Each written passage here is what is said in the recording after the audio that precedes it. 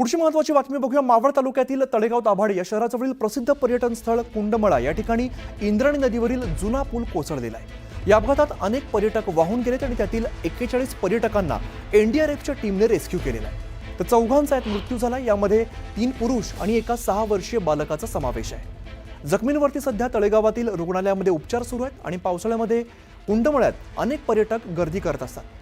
रविवार असल्यामुळे दुपारी 3च्या सुमारास पर्यटकांनी गर्दी केली होती आणि काही जण पुलावरती उभे होते। याच वेळेला अचानक हा पूल कोसळलेला आहे। यानंतर काही जण नदीत पडलेत आणि वाहून गेले। याची माहिती मिळताच बचाव पथक तात्काळ या ठिकाणी दाखल झालं आणि युद्धपातळीवरती बचाव कार्य सुरू करण्यात आलं। मात्र पर्यटक जर नेहमी या ठिकाणी येत असतात तर मग त्यांच्या सुरक्षेसाठी इकडे कोणत्याही उपाययोजना का नव्हत्या असा सवाल विरोधकांनी उपस्थित केलेला आहे। दरम्यान या जुन्या पुलाची डागडुजी का केली नव्हती असा सवाल सुद्धा उपस्थित केला जातो।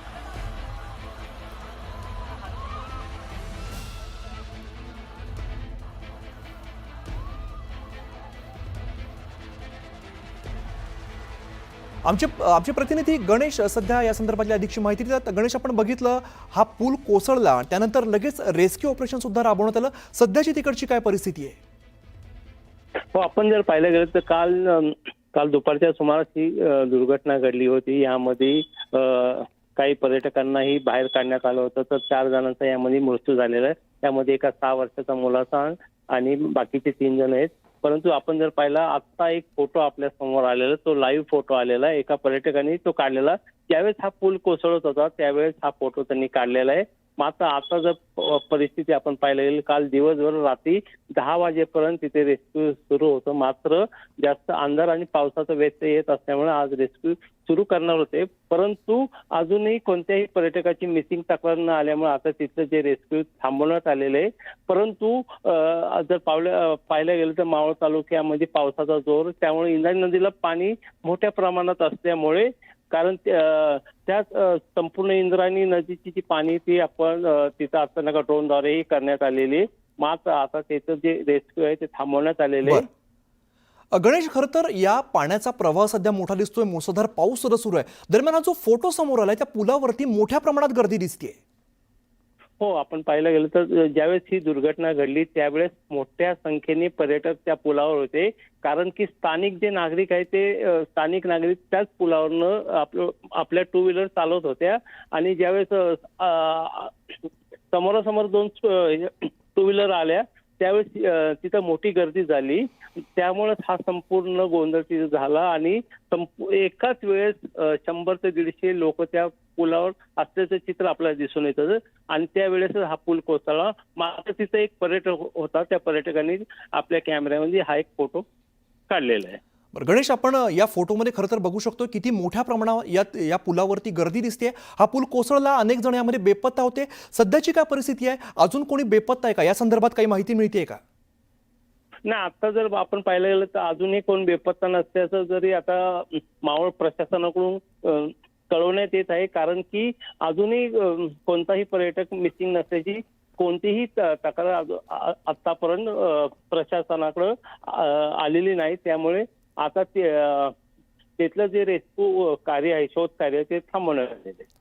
बरं, प्रेक्षकांना पुन्हा एकदा सांगूया, खरं तर हा फोटो आता समोर आलाय ज्यामध्ये हा पूल कोसळताना हा कोणीतरी फोटो काढला आणि या पुलावरती किती गर्दी आहे यावरून आपल्याला लक्षात येईल की या पुलावरती त्याच्या क्षमतेपेक्षा जास्त वजन होतं आणि या वजनामुळे हा पूल कोसळलेला आहे। हा जीर्ण झालेला पूल होता, याचं जे सगळं साहित्य आहे ते गंजलेलं होतं आणि दुरावस्था झालेला हा पूल। या ठिकाणी मोठ्या संख्येने पर्यटक आले, रविवारचा दिवस होता, मोठ्या संख्येने पर्यटक आले आणि या पुलाची क्षमता नसताना या पुलावरती इतकी लोक आल्यामुळे हा पूल कोसळलेला आहे।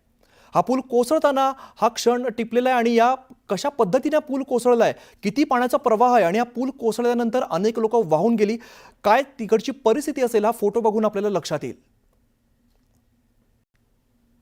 पुन्हा एकदा जाऊया आमचे प्रतिनिधी गणेश यांच्याकडे। गणेश, हा जो फोटो दिसतो यामध्ये खरं तर इतकी गर्दी आहे की उभा राहायला सुद्धा जागा दिसत नाहीये। मुळात तुम्ही जसं म्हणालात मगाशी की या पुलावरती समोरासमोर 2 गाड्या आल्या, तर मुळात या पुलावरून गाडी नेण्याची परवानगी होती का? हो, आपण जर पाहिलं गेलं तो जो पूल आहे साखव पूल। म्हणजे या पुलावरनं फक्त 2 व्हीलर किंवा पायी जाणाऱ्या माणसांसाठीच हा मार्ग आहे, परंतु समोरासमोर काही वाहनं आल्यामुळे आणि काही पर्यटक तिथे सेल्फी काढत असल्यामुळे ही मोठी गर्दी होती. कारण की काल रविवार आणि सुट्टीचा दिवस असल्यामुळे अनेक पर्यटक कुंडमळा परिसरामध्ये आले होते. कारण 2 दिवसापासून पाऊस असल्यामुळे येथील पाण्याला चांगला प्रवाह आला. त्यामुळे येथील पाण्याचा आनंद आणि निसर्गाचा आनंद घेण्यासाठी हे संपूर्ण पर्यटक या ठिकाणी आले होते. मात्र ज्यावेळेस हा पूल कोसळताना आपणही पाहू शकता की किती मोठ्या संख्येने हे जे पर्यटक आणि स्थानिक नागरिक त्या पुलावर एकत्र आल्यामुळं ही दुर्घटना घडलेली आहे. गणेश, खरंच आपण या फोटोमधून कल्पना करू शकतो की या पुलावरती किती गर्दी आहे. या पुलाची क्षमता नसताना सुद्धा या पुलावरती इतकी गर्दी जमली होती. लोक, पर्यटन स्थळ आहे, बरेच पर्यटक या ठिकाणी आलेले होते आणि यानंतर हा पूल कोसळलाय. गणेश, सध्याची काय परिस्थिती आहे? रेस्क्यू जसं तुम्ही म्हटलात की ते थांबवलेलं आहे, मात्र जो ढिगारा पडलेला आहे त्या संदर्भातली काय माहिती समोर आहे? हो, काल रात्री प्रशासनिक तो जो सांगाडा होता, लोखंडी सांगाडा पुलाचा, तो बाजूला काढून ठेवलेला आहे. मात्र अजूनही काही दिवसांनी तो जो सांगाडा तो पूर्णपणे बाहेर काढण्यात येईल. कारण की तिथं पावसाचा मोठा व्यत्यय येत असल्यामुळे आता प्रशासनाने हे कार्य थांबवलेले आहे. गणेश, खरं तर काल जशी बातमी पसरली मोठ्या प्रमाणात इकडे पर्यटक तर होतेच, पण बघ्यांची सुद्धा तितकीच गर्दी झाली होती. आत्ताची काय परिस्थिती आहे? अजून सुद्धा या ठिकाणी काही गर्दी वगैरे दिसतेय का? नाही, आता जी तिकडची जी परिस्थिती आहे ती तिथं कोणी नाही. कारण पोलीस प्रशासन असेल किंवा स्थानिक जे प्रशासन असेल त्यांनी जे स्थानिक लोकांना किंवा जे पर्यटकांना तिथं आता येण्यास बंदी केलेली आहे. त्यामुळे आता तिथली जी परिस्थिती आहे ती आता शांत आहे. बरं, आपण एक्सक्लुसिव्ह फोटो बघतो ज्यामध्ये हा पूल ज्या पद्धतीने कोसळला, ज्या क्षणाला पूल कोसळला तेव्हाच हा कुणीतरी फोटो आपल्या मोबाईलमध्ये कैद केलेला आहे. आणि या पुलावरती किती गर्दी आहे, केवढ्या मोठ्या प्रमाणात पर्यटक या ठिकाणी आलेले होते. पुलाची क्षमता नसताना मोठ्या प्रमाणात पर्यटक या पुलावरती उपस्थित होते आणि तेव्हाच हा पूल कोसळलेला आहे. दरम्यान याच पुलावरून जेव्हा की पर्यटक त्या ठिकाणी आहेत त्याच वेळेला वाहतूक सुद्धा सुरू होती आणि यानंतर हा सगळा अपघात घडल्याचं आपण बघितलेला आहे.